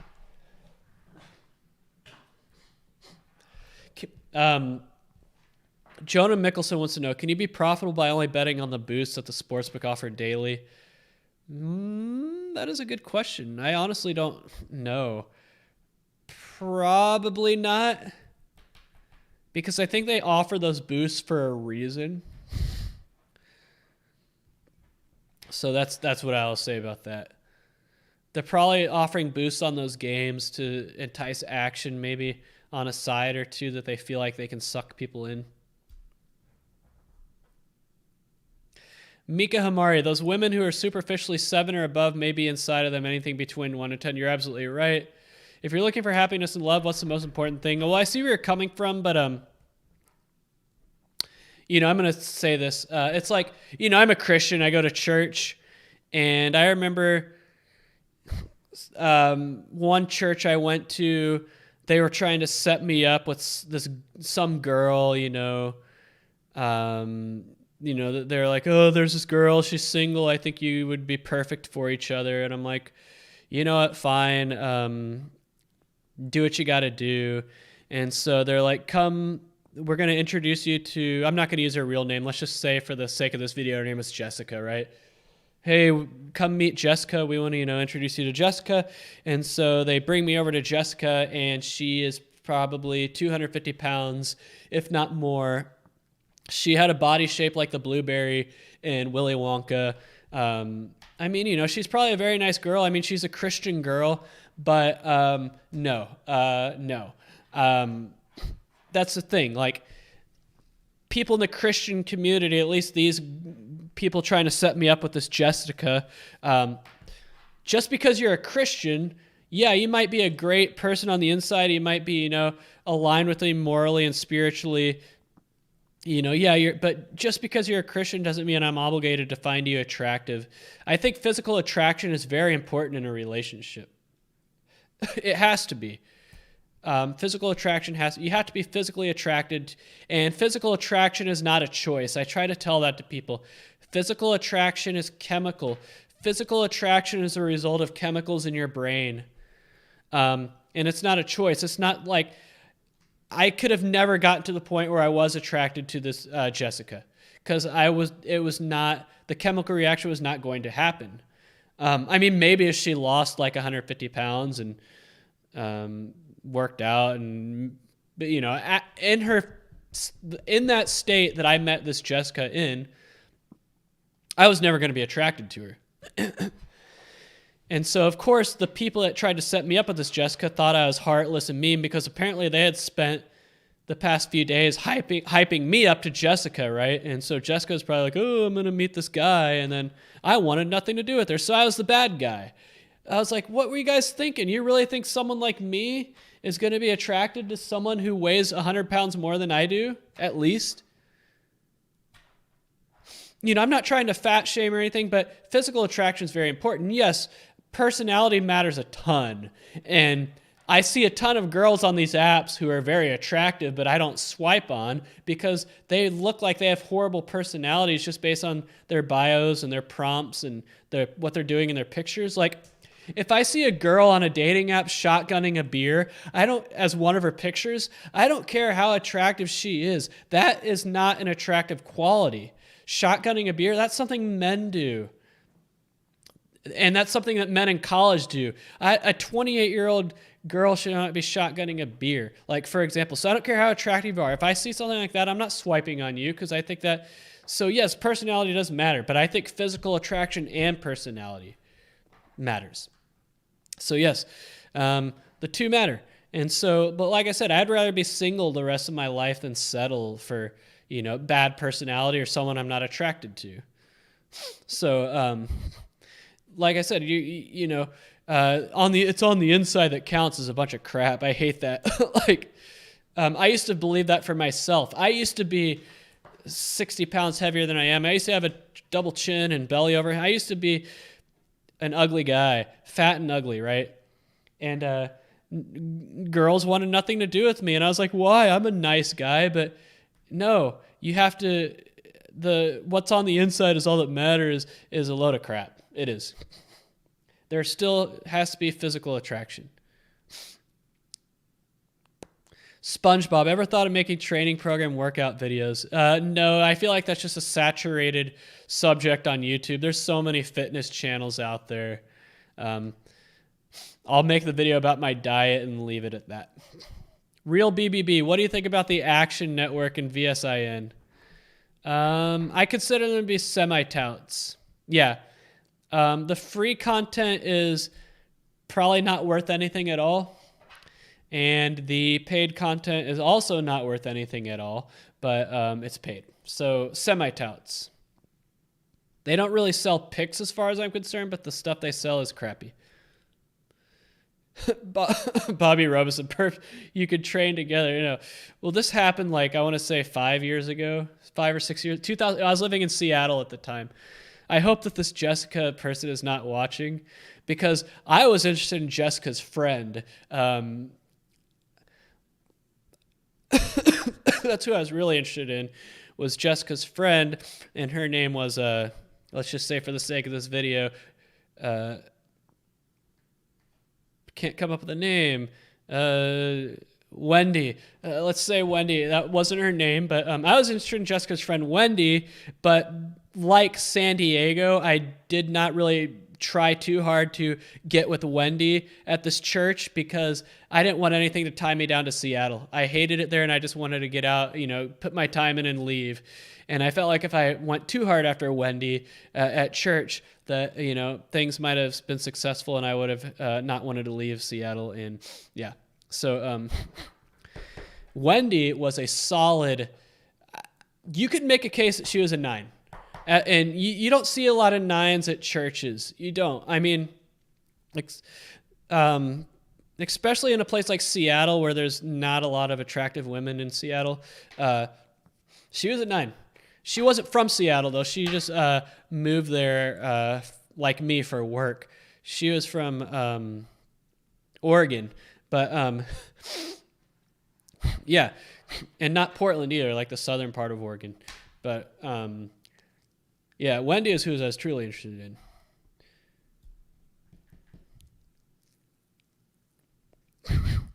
But yeah, like attraction is 100% chemical. It is. It's not a choice. Attraction is not a choice. Men and women know in the first second of looking at somebody whether or not they're attracted physically, from a physical standpoint. Now, men's attraction does not go any farther than that. A man is like, either I'm attracted to you or I'm not. It's binary, right? Like, I see a woman, I know instantly whether I'm attracted to her. Women, yes, that element does exist with them, but in terms of like attraction that they need to enter in a relationship or anything like that, it's a slow burning attraction. Like it develops over time. It's something that has to develop inside of her. So, but she won't even give you the chance for that attraction to develop inside of her unless she's attracted to you on a physical state, right? For women, there's physical attraction and emotional attraction. She will not allow herself to become emotionally attracted to you unless she's physically attracted to you. So for men, they don't have emotional attraction. They just have physical attraction. That's all they have. Yeah. But physical attraction is not a choice. But emotional attraction has to develop within a woman, which is why it is so imperative when you're talking to a girl early on that you don't smother her. Like when I say smother her, you have to learn how to pull back because she's never going to, those emotional attractiveness feelings within her are never going to, you have to let them develop. It's like film. Like you let it develop in the dark room. A woman's emotional attraction is the same way.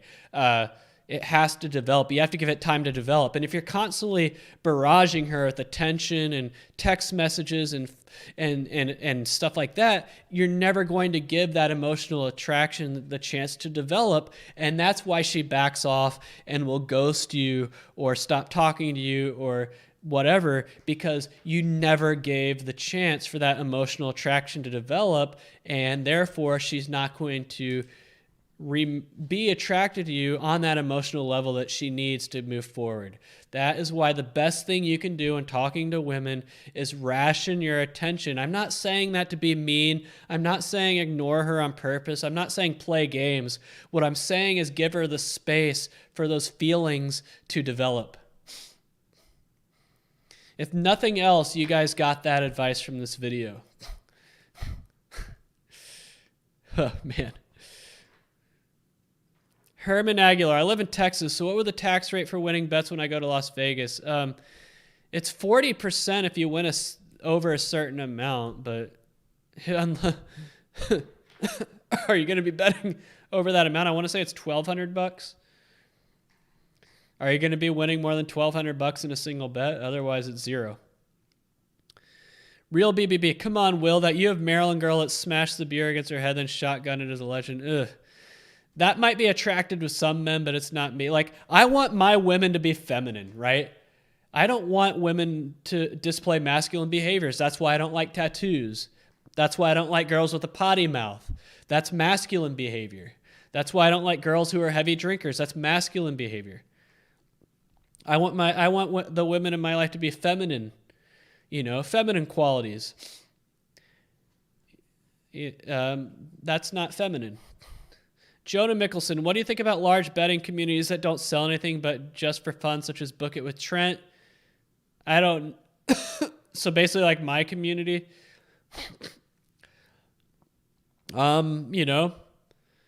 most of these communities are just filled with people giving bad advice, so you just got to be able to curate the right advice. Bullfrogs, what if you get a threesome with Jessica and her friend? No. First of all, this is a church, so that would be wrong. Having a threesome with people at a church, that would be very wrong. And no. Be all or O2. I'm going to marry a Seattle girl. Now I can never move back to Arkansas. That's why I didn't try with Wendy. I didn't want anything changing me down to Seattle. Lewis is right. Men are visual, women are emotional.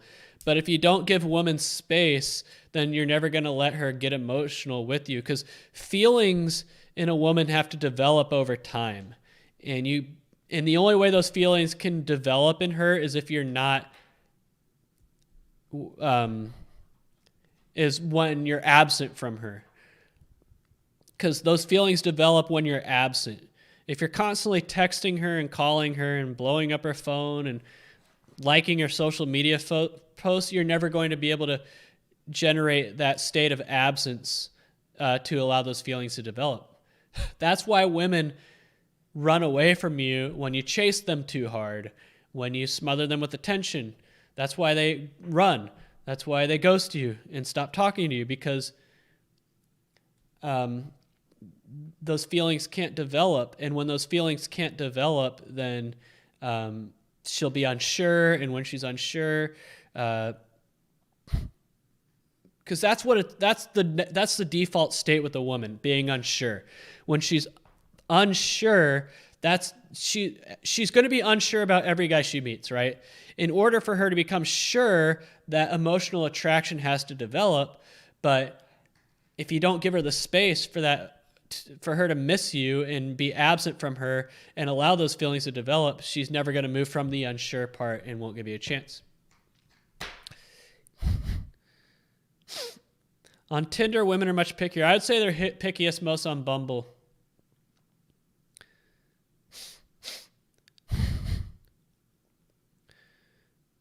Yeah, high status. I think status matters the most on these apps, because that's the one thing I lack is status. I don't have any status. I'm a nobody.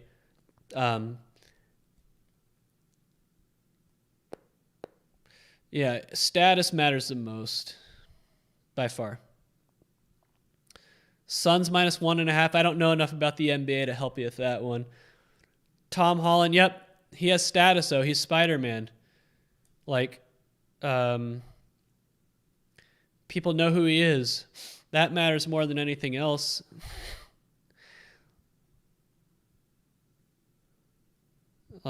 Being somebody, being a man of influence, that's what matters.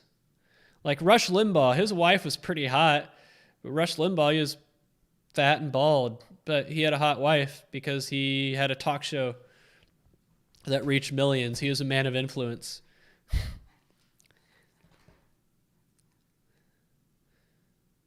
Jacob Vaskell, there's a company called Matic. They do what we do, talked about a few minutes ago, bet on sports and work in team.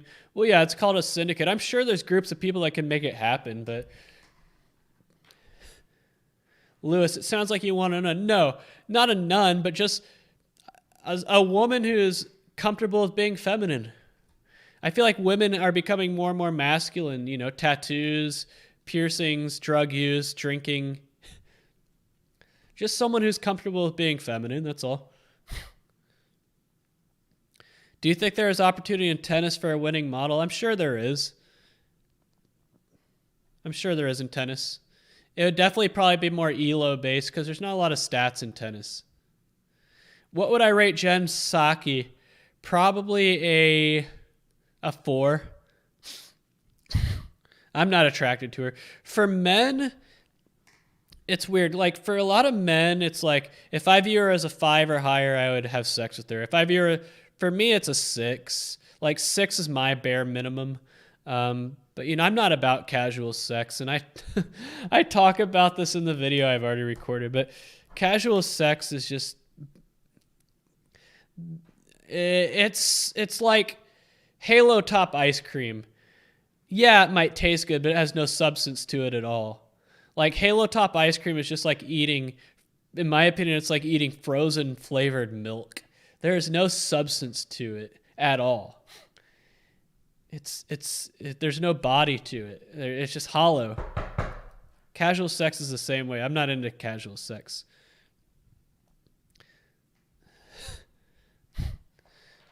You know, there's some guys who that's all they care about is I just want to have casual sex, but it's not for me. I want something with a little bit more substance.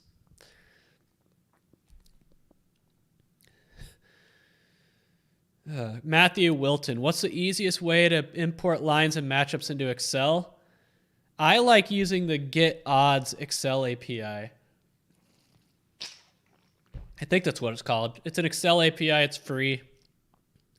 That's what I would do.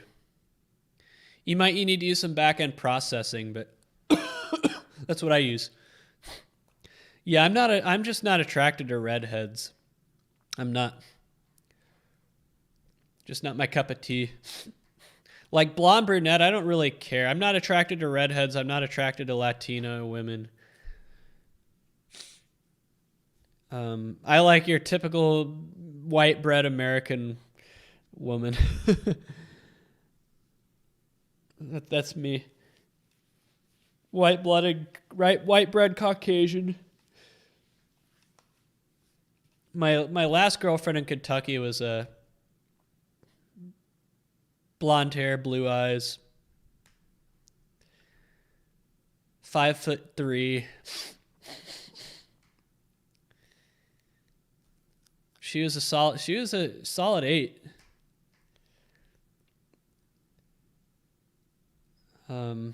Who knows what would happen if I didn't lose my job there? That's why I ended up breaking it off with her, because I lost my job and no guarantee I wasn't going to stay in Louisville. And I didn't want her to tag along. You know, I'm not about cohabitation. I'm not about that. So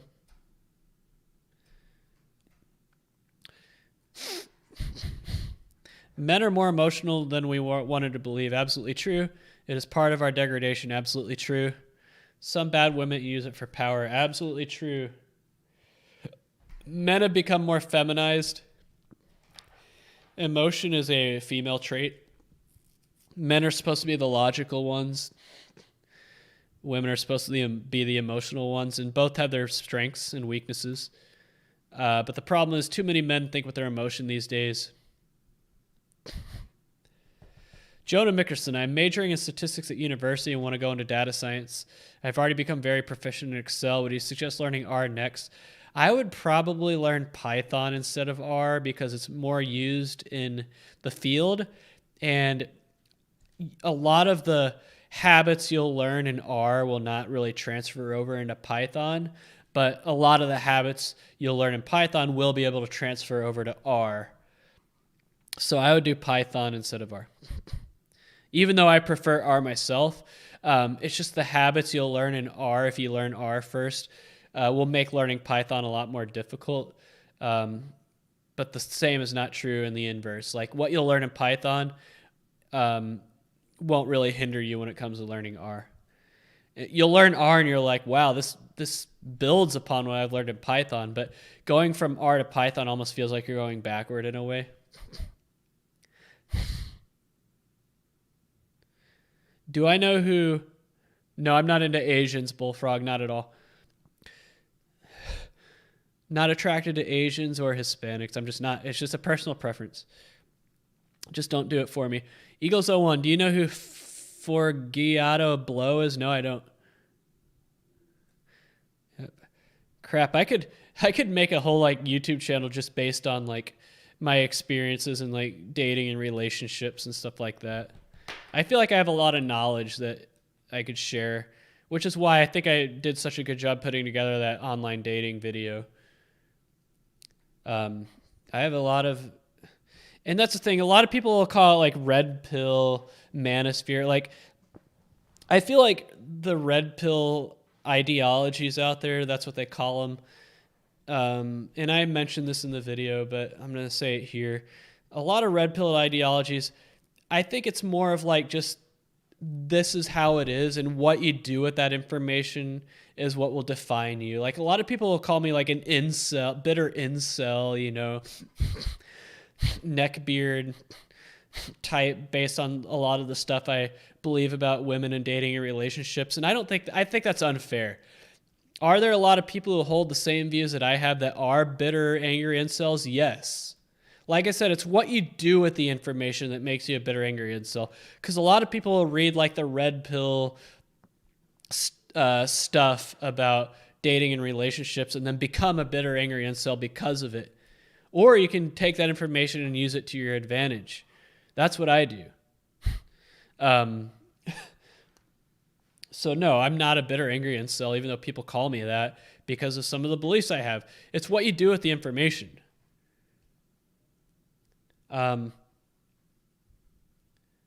Like there's some things in the red pill community that I disagree with. Like I don't agree with all of them. Like men going their own way, I'm not a big fan of that. I think marriage is vital for the survival of Western civilization. I think marriage is important, but I can definitely see why people don't want to be involved in the institution of marriage because it's become bastardized. I can see that. My problem with men going their own way, and I say this in the video, is that most of the people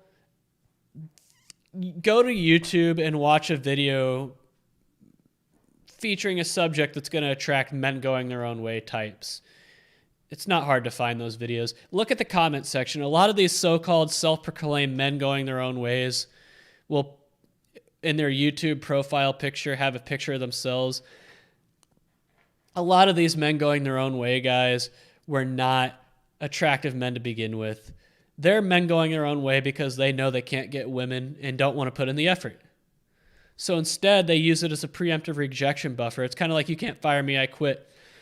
I'm men going their own way. No, you're men going their own way because you're ugly and fat and did not want to put in the effort to get women. So instead, you feel like men going their own way just as a way to make you feel better about that. I've always said men going their own way are incels who celebrate it rather than lament it, right? Men going their own way, it's incels. They are incels that celebrate the fact and high five others. But if you're a men going their own way who used to be married and got, destroyed in a divorce or something, I'm totally cool with that. More power to you. That's what it should be. But most of the men going their own ways are just ugly, undesirable guys that, didn't want to put in the effort. And I don't respect them. How many relationships have I been in? Not very many. That doesn't mean, I would say it's always about the quality than the quantity. But I was in 2 when I lived in Louisville. Those are the last 2, so it's been a while. 2 in Kentucky, 1 in Cedar Rapids, Iowa, and then a few between graduating college and moving to Iowa. 3 in college, 2 in high school. I don't count anything before high school. Yeah. I mean, all attractive women. I mean, one of my high school girlfriends was very attractive. She's not anymore. I saw a picture of her. I still follow her on Instagram. Or no, I don't follow her on Instagram. I saw her commenting on a friend's post on Instagram, and I clicked on her profile. Oh man, she used to look a lot like Reese Witherspoon in Sweet Home Alabama.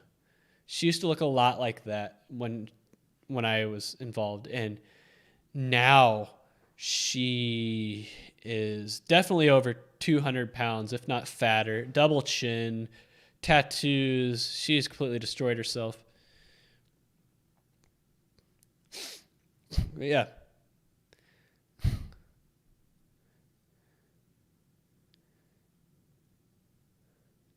Jonah Mickelson, do you think a sports betting model is a positive thing to showcase possible employers? I have, Jonah Mickelson. I've showed mine off, but more to show off my skill set.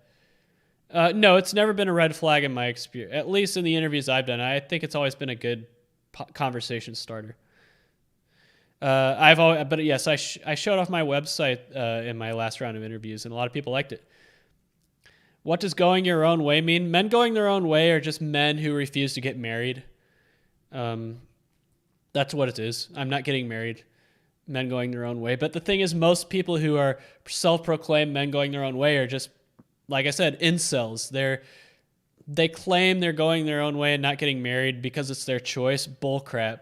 not with a lot of these. I've always said, if you proclaim to be men going your own way, post a shirtless picture of yourself, and they never do because they're yeah. Yeah, I do believe us men should all support each other. Notorious Swaggy, what's up, boss? Found your channel, enjoyed your video about football analysis using drive-by-drive data, trying to make a model with that type of data. Good luck. It's hard to come across with that data, I'll tell you that. Good luck. That data is hard to come by. Maybe easier in the NFL, but college, that data is very hard to get in college. Jonah Mickelson, if my sportsbooks offer a promotion like if your team scores first, we'll pay you out a winner. Should I blindly bet the underdog every time? No. It just depends on what the odds are. What are the odds of the team scoring first? And then what are the odds you'll be paid out? Which one is higher? That's how you would calculate it. I calculated the scores first in baseball with my Monte Carlo. But yeah. All right, it's 9:24. I'm gonna go to 9:30. How does that sound?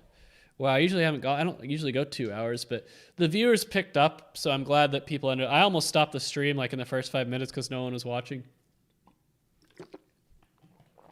But yeah, I mean, I guess to recap, is there anything in the video description I didn't talk about?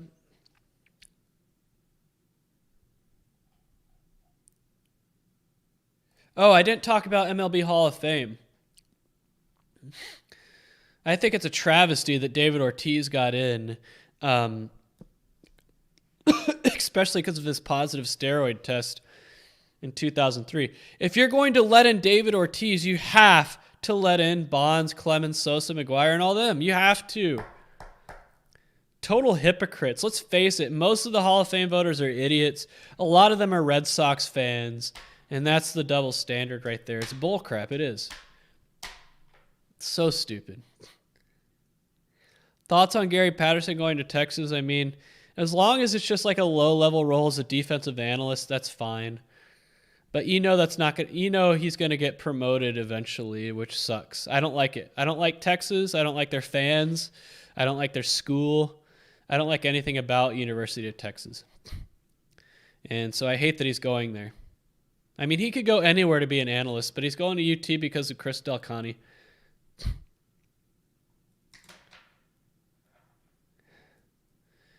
Yeah, but you'd have to calculate the odds of them scoring first. You're assuming that it's more than 60-40.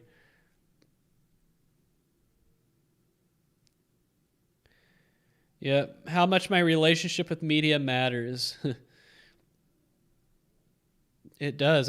People are saying, well, he got in because he was nice to the media. I'm like, okay, is it the Hall of I was nice to the media or the Hall of Fame?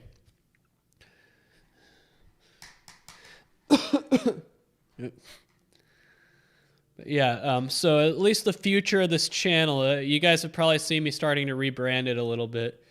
It's definitely going to be more data journalism backed content rather than sports betting backed content. Not to say I won't abandon sports betting content completely, but it's not going to be the main focus of this channel anymore. We're going to see a lot more videos in the realms. Like I said, the one thing I care about right now is censorship and fighting censorship. So you're probably going to see a lot of videos in that subject. So don't get mad at me if I'm coming out with videos talking about censorship and politics and stuff like that, just because that's what I care about. I worked for TV.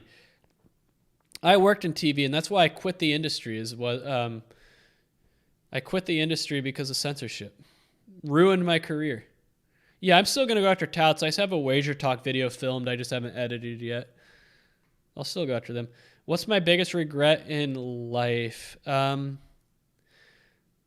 a great question. You try not to live life with regrets.